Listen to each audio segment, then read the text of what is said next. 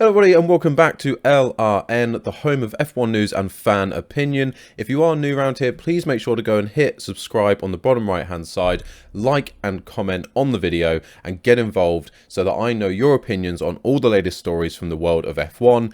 Today we are discussing the possibility of McLaren being champions over the next few years, following news from Andreas Seidl that they are making significant upgrades to the technology within the McLaren group in the hope of getting back to title winning ways in the next 3 years.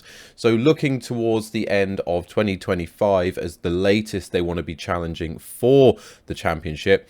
The news is, after Andreas Seidl did an interview with Racing News 365, he came out and said, we plan to have the wind tunnel ready by the middle of next year. So that'll be the middle of the 23 season, which means part of the 24 car development will benefit from the new wind tunnel already. The first full car that will be developed using the new wind tunnel will be the 25 car. On the simulator side, so the driving simulator side, they are planning to complete a new one at the end of this year or the beginning of next year, where we'll then hopefully see some benefits already for the 23 car, but the latest for any benefits to be seen will be 24. So this should all come together for the 25 season. It should be big improvements for the 24 season because you get part of that wind tunnel benefit and part of the driver side benefit, the simulator side benefit for the 24. But we should see the maximum of the benefit of these upgrades coming in for the 2025 season. And what he hopes this to be is what's going to bring them in line with Mercedes, Red Bull, Ferrari in terms of the technology of the group. They've already confirmed previously in interviews with Zach Brown that they feel in terms of resources, they are already on a level with those three teams. They don't feel like they're behind. They've got the same budget, money, backing, an ability to fight at the front. What they are lacking in is the technology. They felt that Mercedes, Red Bull and Ferrari are ahead of them in the technology space. So these upgrades to the wind tunnel and the driving simulator are to bring them back in line at the front of the F1 grid and give them the springboard they need to challenge for race wins and titles again. Then there's a secondary point to this that I think is absolutely key to the future of McLaren. And that's the fact that Lando Norris's deal at McLaren expires at the end of the 2025 season. So this is all going to come to a head for that season. So I have a suspicion that the 25 season will be Lando Norris's last chance that he gives to McLaren to give him a title challenging car. They will need to show him beyond a shadow of a doubt that McLaren are back and that they are going to be challenging on a consistent basis for race wins and titles throughout the following years in Formula One. Obviously for Norris's career, he seems like he would love to commit his future to McLaren, but he's such a big talent that we all know that F1's a ruthless sport, and if he is made to wait and wait and wait, he will move ships and go to a team that can challenge for championships. And right now, many expect Lando Norris to follow the same route that Lewis Hamilton did and jump ship from McLaren to Mercedes. And I think that's really intriguing because obviously there's only so long that Lewis Hamilton's going to carry on in the sport. I'm sure he wants to get his Drivers' Championship back. And I think if he does, that will be when he calls it a day. Obviously, if it's a few years and he still hasn't, then still expect his retirement to happen. But if he was to get that title back sooner rather than later, I would expect Hamilton to hang up his boots. And right now, all of the rumours are suggesting that a Norris-Russell partnership at Mercedes is the preferred option for the Mercedes hierarchy. And for me personally, I think that is a really exciting just prospect of seeing Norris and Russell at one of the biggest teams in the sport. For British racing, to have two British drivers in that Mercedes team would be absolutely brilliant. Fighting at the front, two proven drivers.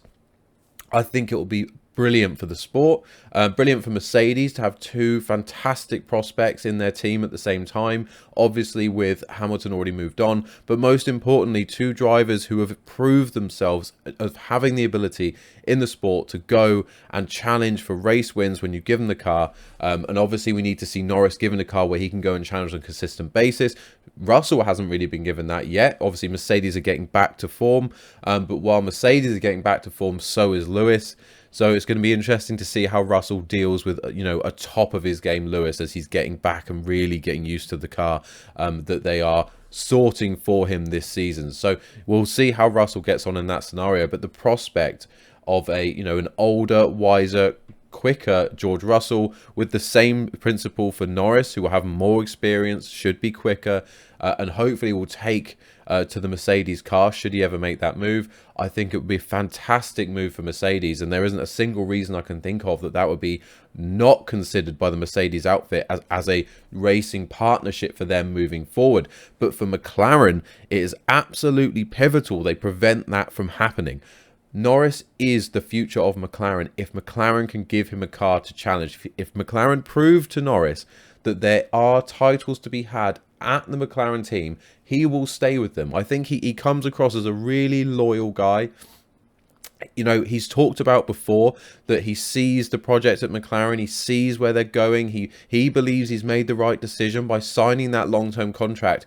And it could be this, it could be he knew about the upgrades and developments that were going to go into the McLaren factory and development center that would bring them up to an equal footing with those teams at the top, and then allow them to really go and challenge. And if he's been aware of that ahead of time, it would make a lot of sense as to why he's then gone, signed that long-term deal, put his faith into McLaren, and that he sees himself as a race winner and title challenger in the McLaren team. Now, it has been a number of years since we've seen a McLaren fighting at the front. It's been a couple of decades since we've seen a McLaren Constructors Champion. Nearly, it's been over a decade since we saw a McLaren Drivers Champion. So we need to see McLaren back at the front. We definitely, they're such a huge team in the sport. They're one of the most successful teams in the sports history, second most successful team in the sports history behind Ferrari. We need to see them back at the front. And honestly, the more teams at the front, the better. I'm an F1 fan first. I do have a soft spot for McLaren, but I'm an F1 fan first. And if we just have 4 teams as a minimum vying for race wins on a weekly basis, track dependent, change it week in, week out. We see different winners. We see both people from each team, both drivers from each team fighting for race wins. Getting rid of these playing favourites, let's not have Red Bull playing favourites with Verstappen. Let's not have Ferrari playing favourites with Leclerc. Let's have everyone in those teams given a fair chance, at least from the beginning of the season. Of course, when you get into the later stages, you might have one driver who's been really unlucky or just hasn't been racing up to standard and therefore has fallen behind in the championship, and of which time, of course, you favour the person who can go and fight for that driver's championship. However, from the beginning of each season, we shouldn't see any of that. We shouldn't see the team wars. We shouldn't see the favoritism. We should see an equal footing for both drivers to go and fight for both titles. And if we get that with 4 teams, with McLaren, Mercedes, Ferrari and Red Bull all fighting at the front by the end of the 2025 season, I think that's good for all F1 fans, regardless of who you support. We all want to see close racing, unpredictable racing, where you don't know going into the weekend who's going to fight at the front. And having that as being, is it going to be Verstappen or Leclerc, might be a good start to have, at least we've got 2 teams fighting at the front, and that's great. But we need it consistently, and we need it to be lots of names in the hat. Go into every race we can not knowing what's going to happen, not be able to predict the future just based on the track layout, what the characteristics of the track in question are, where you can kind of get an idea of what's going to happen. We want it to be a couple of teams, 3, 4 teams every weekend, and just not knowing as a fan where it's going to go. And that is what I look forward to. Hearing this news about McLaren upgrading their facilities makes me excited that we may finally see McLaren making the right decisions to bring themselves back to the front of the sport where they belong and take the fight to those front 3 teams. That to me would make me really happy as a fan of F1. and I'm sure fans of McLaren as well. But as a fan of the sport, I think it's important that we see the teams behind those front three having the ambition to go and challenge. Now, we've heard from teams, well, Christian Horner in the past about Alpine and how they don't have that ambition to go and fight at the front, how they're quite happy to sit in the midfield, and that, you know, they have the ambition, but they don't want to spend the money. They don't really want to do the investment it would take to get to the front. And I don't think McLaren's in that. I think McLaren do want to get back to where they were. I just think a lot of the decisions they've made over the last few years have been the wrong ones, and it has massively delayed. And I know they've had money issues, funding issues, but they've had a massive influx of cash. They've sold off shares. They're in a really healthy financial position. They have the same resources as the teams in front of them now. And after the 24 season, going into 25, they're going to have the same technology level as the teams around them. And that is when we need to see it. Because if they don't nail it, they're going to see Norris move to Mercedes, quite rightly, because he deserves a title-winning car, in my opinion. Norris is one of the fastest drivers on the grid. You know, I know people like to look at race wins and championships as what decides who's the best and who isn't. But you have to take into context the opportunities that are given to certain drivers. And I think Norris has proven without a shadow of a doubt that he is one of the top talents in the sport today. And if McLaren do not progress their car quickly and show that they have the ambition to be back at the front, Norris will make the decision and he will leave that team. And it will be a massive challenge for McLaren to go and find someone with the quality of Norris to come in and help them towards that goal of winning a drivers' championship, when the other teams in the sport already have such talented drivers that to go and get one that's better than them, that's quicker than them, is going to be massively problematic for the McLaren team. Even if they produce a car that is equal to the Ferrari, Red Bulls and Mercedes, if they don't have the driver to back it up, they just are not going to win consistently enough to challenge for a title. So it's desperately important for McLaren that they hang on to Lando Norris as at least till the 25 season, prove that they've got the car to go and compete, and get him on a new long-term deal into the next few years, where we finally see McLaren consistently challenging at the front. That is what we need to see. That is what the sport needs, regardless of who actually wins the titles. Let's have 4 teams going at it every season, every race, fighting for those championships. That's what we need. But let me know in the comments below what you think should happen. Would you be excited to see McLaren back at the front of the grid, fighting with those other 3 teams, big 3 teams, for race wins on a weekly basis? Because that's what we need to see. Let me know what Norris should do. Do you think that he should hang around till 25 when these are fundamental upgrades to the McLaren development, so the driver simulator and the wind tunnel, till they come through? Or do you think Norris has already given enough time to McLaren and he should be angling for a move to a bigger team should the opportunity come up sooner, whenever he gets that chance? Did you think that the trust that he should have in McLaren has already come and gone?